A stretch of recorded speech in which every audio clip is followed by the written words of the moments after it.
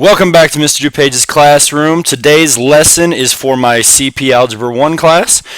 This lesson is going to be about section 2.1 matrices and 1.5 scatter plots.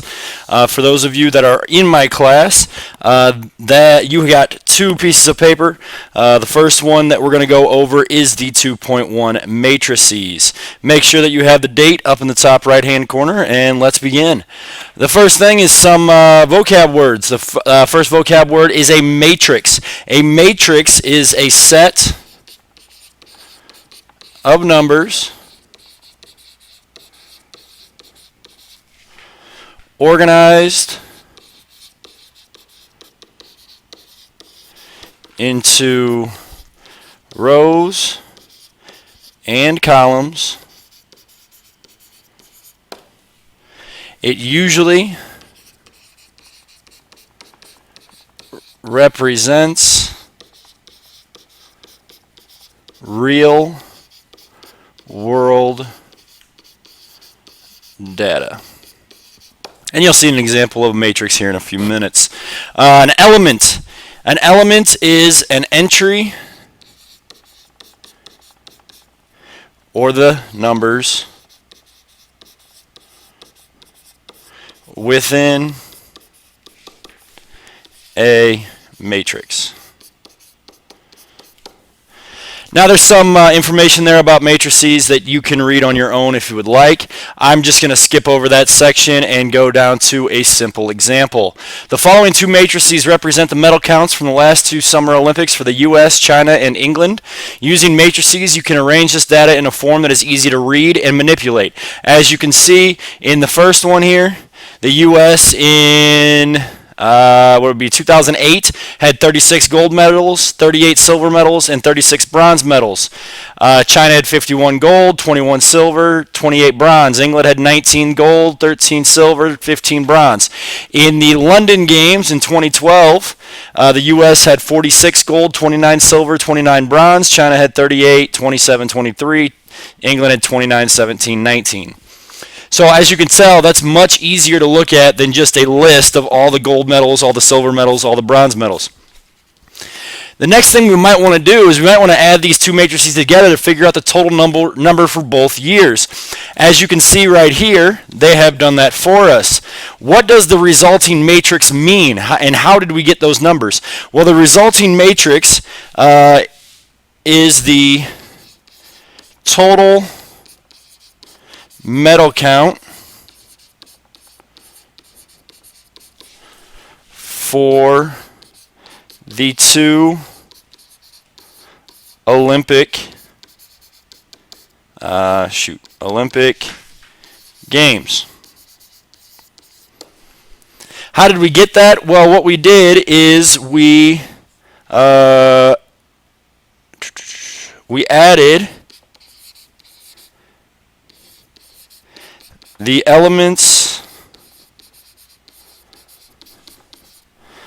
of each matrix that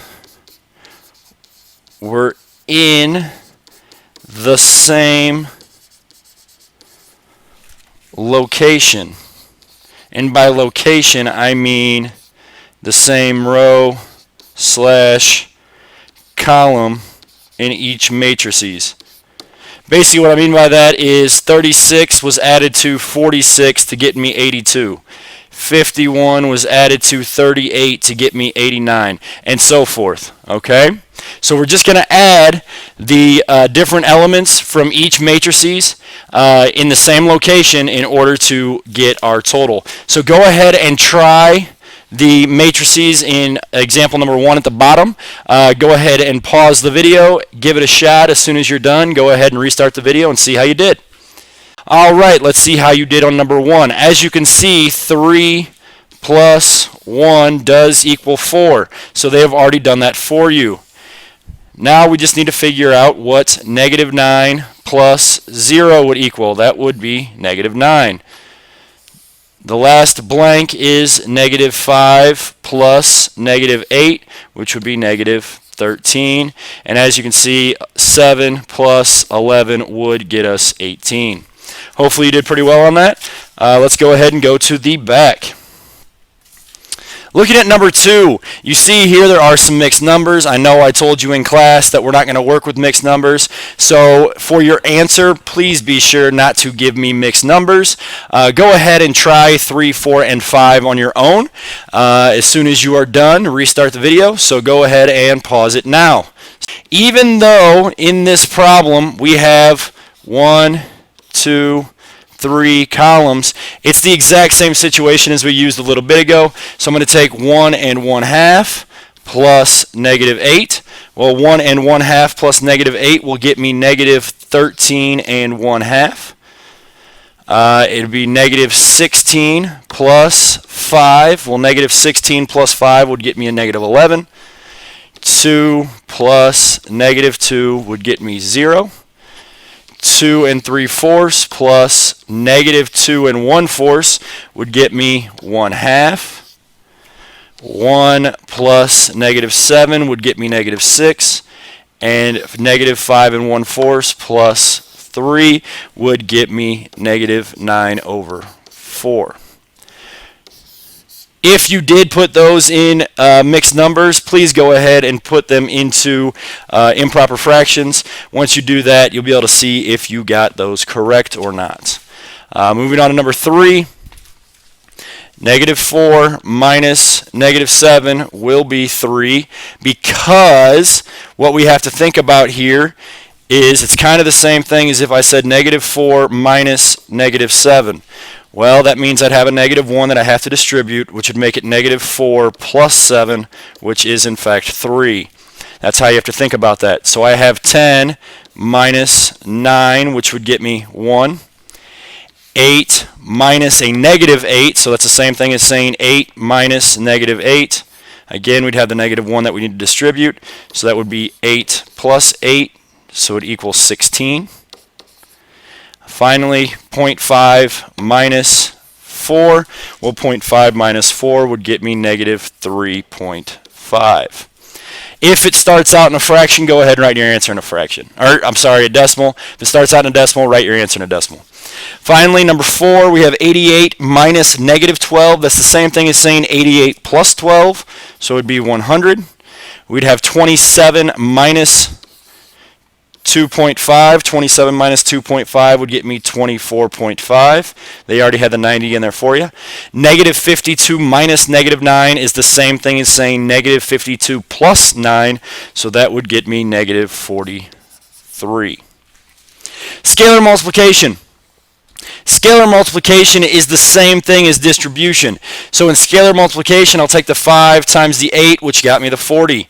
I'll take the 5 times the negative 6, which would get me negative 30. I'm going to take the 5 times a quarter. A 5 times a quarter would be 5/4. And I would take the 5 times negative 13, which would be negative 15. So why don't you go ahead and try number 6 on your own. Go ahead and pause the video now. As soon as you're done, go ahead and restart it, and we will see how you did. So I'm going to take the negative 1/2 times the negative 10. If I multiply negative 1/2, if I multiply 1/2 by anything, it's the same thing as dividing by 2.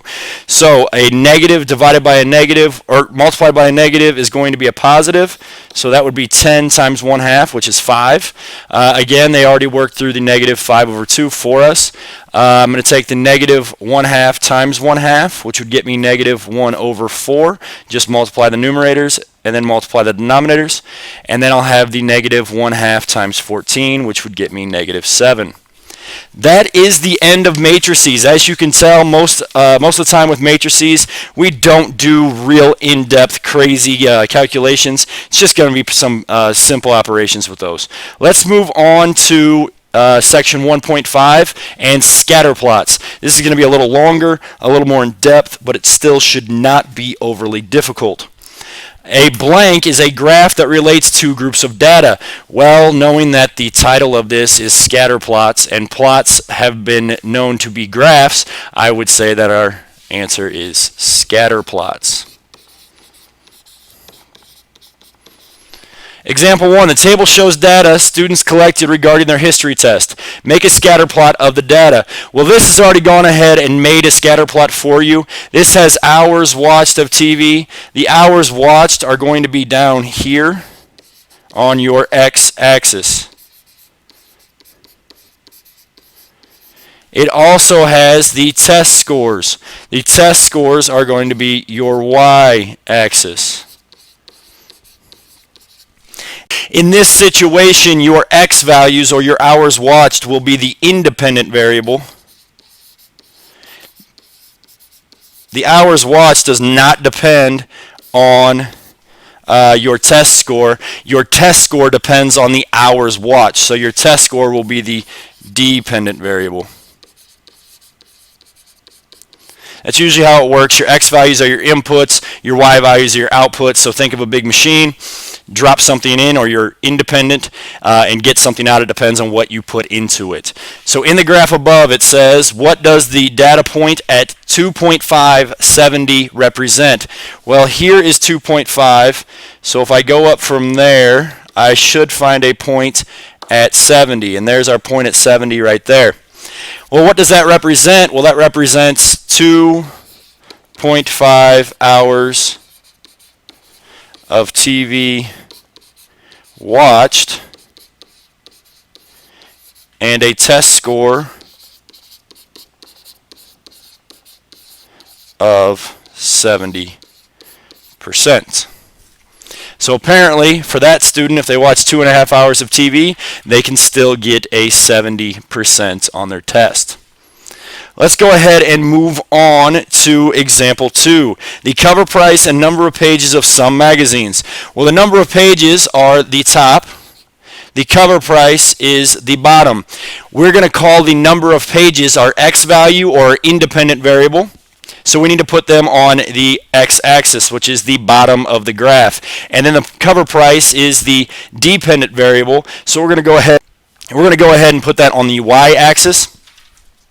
So the first thing I need to do is go ahead and label everything. How I'm going to label it is every 2 tick marks down here is going to be 30 pages.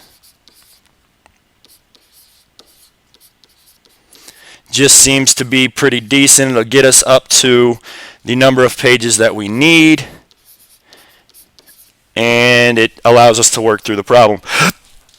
For our y-axis, or our dependent variable, I'm going to go ahead and every 2 tick marks is going to be 50 cents.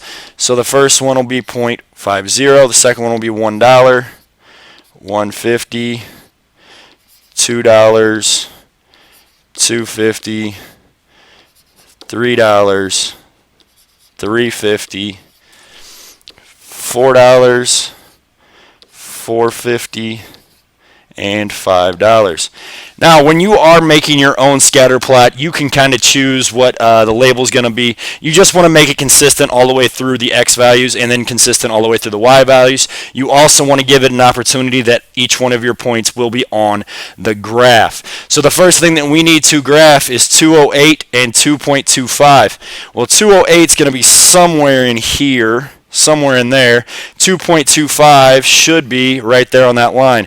So if we go up from 208, we'll end up at that point there. Make sure you don't keep these points. That'll make your scatter plot look kind of strange.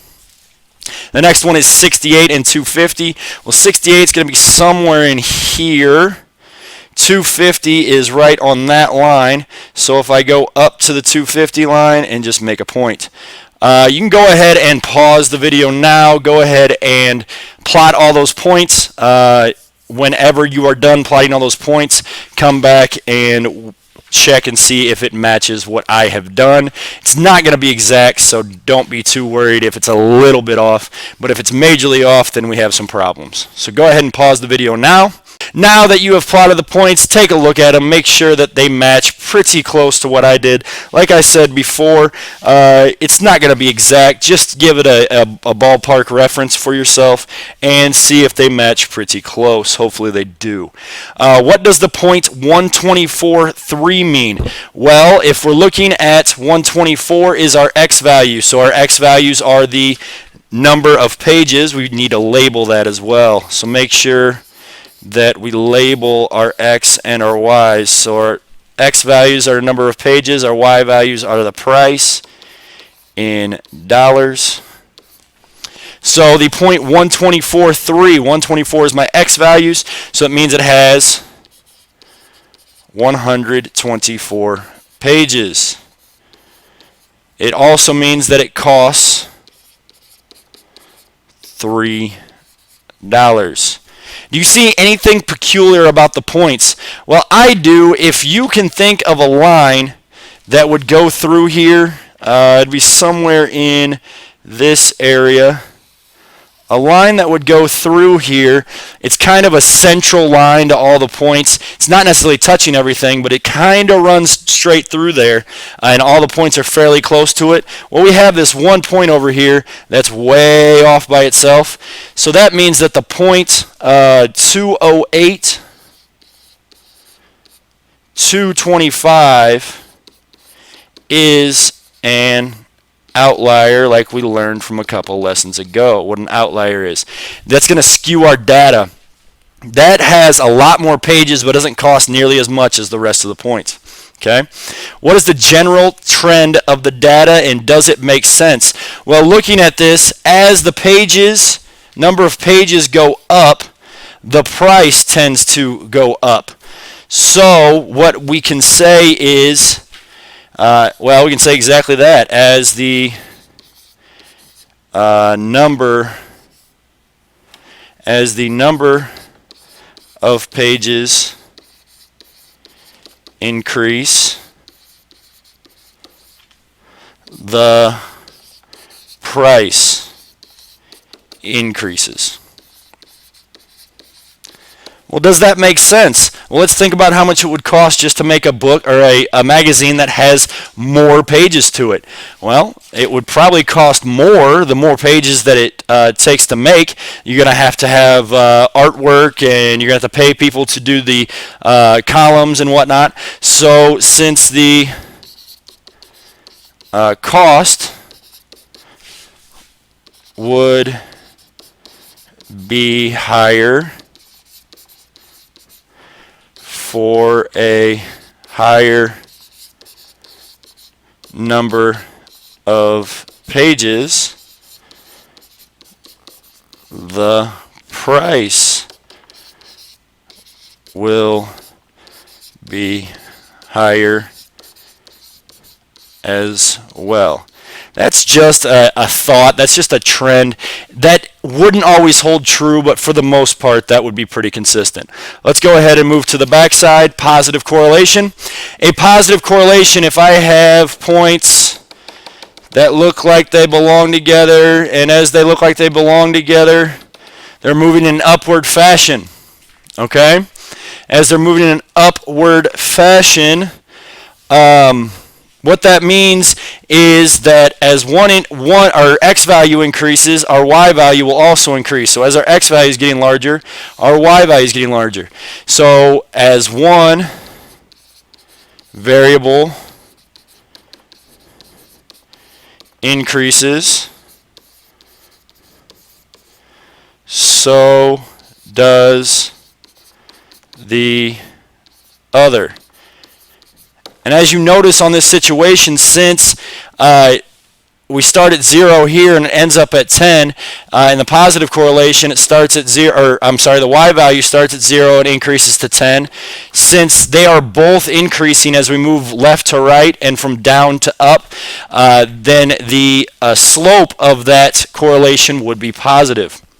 Now, a negative correlation, it's going to be just the opposite. If we have points that work together, kind of make what you can tell would normally be would normally be, sorry, my smartboard's messing up, normally be like a line that you could draw through there, and it's a negative slope. This means that as one decreases, the other increases.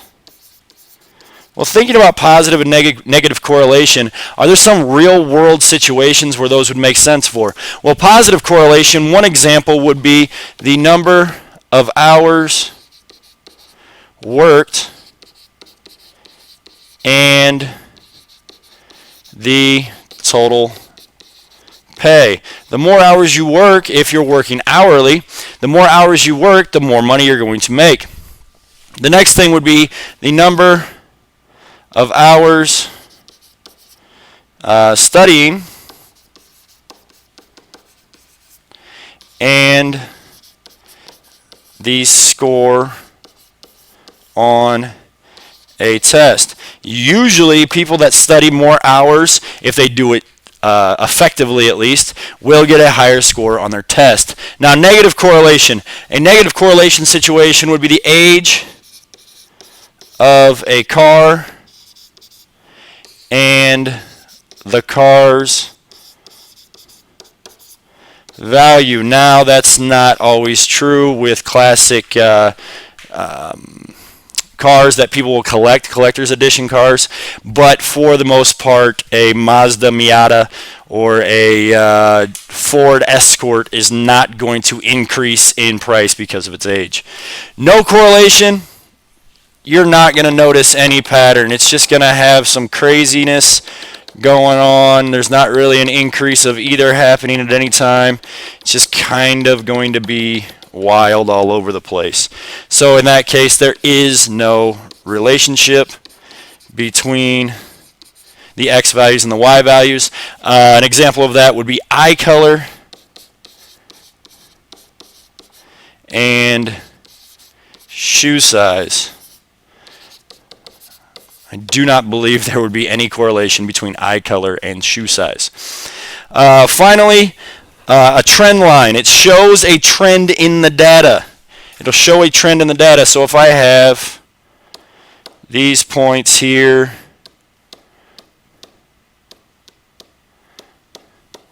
we could kind of draw a line that goes between them, but it doesn't always touch every point. We actually talked about that on the front in example number 2. So a trend line, it shows, I misspelled shows, that's awesome.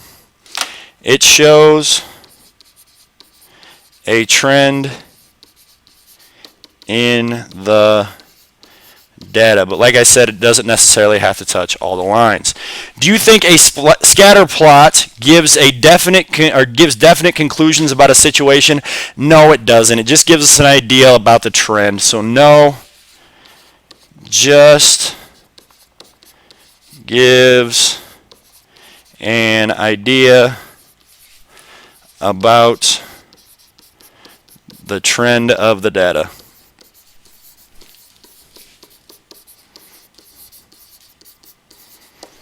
Question number 2, draw trend lines for the 2 sets of data. Those 2 sets of data will be on the front. What correlation does each graph have? Well, let's go back and go ahead and do that. So looking at our first set of data that I just scrolled past, we could probably draw a line that runs right through this area and ends up somewhere in there, right? That's not a bad trend line. I wouldn't say it's a great trend line, but it's also not a terrible one. If you look at that, what does that say about draw trend lines for the 2 sets of data? What correlation does each graph have? Well, example number 1, as the number of hours increases, example 1, as the number of hours of TV watched increases, your test score is going to decrease. So it's going to be a negative correlation.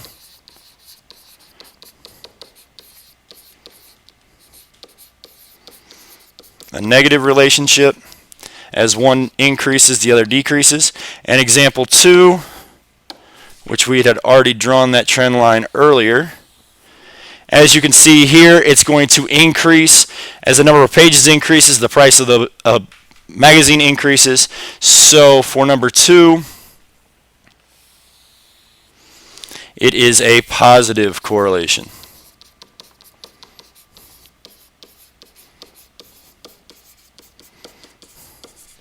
Now, use the first graph to predict how the score of a student who watched TV for 7 hours, what that would be. We'd go back here, go to 7 hours, work our way up to where the trend line is. It looks like about a 30% here. Now, that's not going to give you an exact answer because your trend line actually could even be somewhere in that region, which is more up around a 40.